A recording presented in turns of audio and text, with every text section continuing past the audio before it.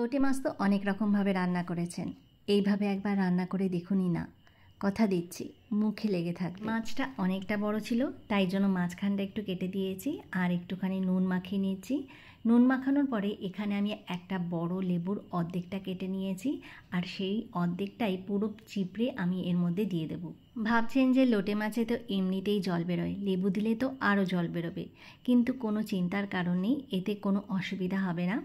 তো লেবুটা দিয়ে আমি একটু কিছু সময়ের জন্য মাখিয়ে এটাকে রেস্টে রেখে দেব।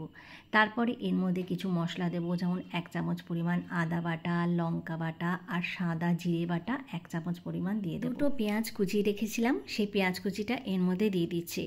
আপনারা চাইলে আরেকটু পেঁয়াজও অ্যাড করতে পারেন। এবার আমি এর মধ্যে প্রায় 1 চামচ পরিমাণ একটু রেড চিলি পাউডার অ্যাড করব, এটা জাস্ট কালারের জন্য। তারপরে এর মধ্যে দেব হলুদ, হলুদের পরিমাণ কিন্তু লোটে মাছের মধ্যে একটু বেশিই লাগে। তারপর দিয়ে দেবো 1 চামচ পরিমাণ গরম মশলা।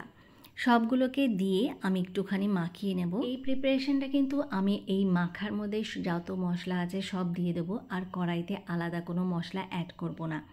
এই জন্য এই ম্যারিনেশনটা খুব ভালোভাবে করতে হবে, এর ফলে কি হবে, মাছের টেস্টটা খুবই ভালো হবে। লোটে মাছে কিন্তু অনেক তেল লাগে, এই জন্য এখানে আমি কাঁচা সর্ষের তেল ব্যবহার করব, আর সেই কাঁচা সর্ষের তেলটা বেশ খানিকটা পরিমাণ দিতে হবে।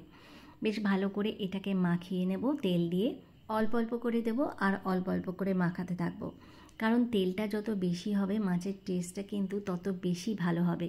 আর আমি যেহেতু কড়াইতে কোনো তেল অ্যাড করব না, সেই জন্য এইখানেই সব তেলগুলোকে ভালো করে মাখিয়ে নেব। এরপরে মাছটাকে আমি প্রায় 15 মিনিটের জন্য রেস্টে রেখে দেবো, এর ফলে মশলাটা এর ভেতরে চলে যাবে। আবার 15 মিনিট বাদে আবার একটুখানি তেল অ্যাড করে দিচ্ছি। এবার ওভেনে আমি প্যান বসিয়ে দিয়েছি, প্যানটা যখন ভালো মতো একদম হিট হয়ে আসবে, তারপরে আমি যে ম্যারিনেট মাছটা আছে সেই মাছটাকে এর মধ্যে ঢেলে দেব। যেহেতু মশলা সব কিছু বেশ ভালো মতো মাখানোই আছে, সেই জন্য আমাকে হাতা খুন্তি দিয়ে মানে এটাকে নাড়ানাড়ি করার কোনো প্রয়োজন নেই।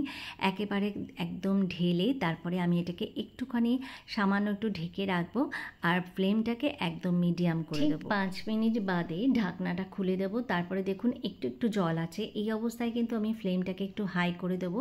আর একটুখানি নুন অ্যাড করতে হবে, তাই জন্য আমি একটু নুন দিয়ে দিলাম।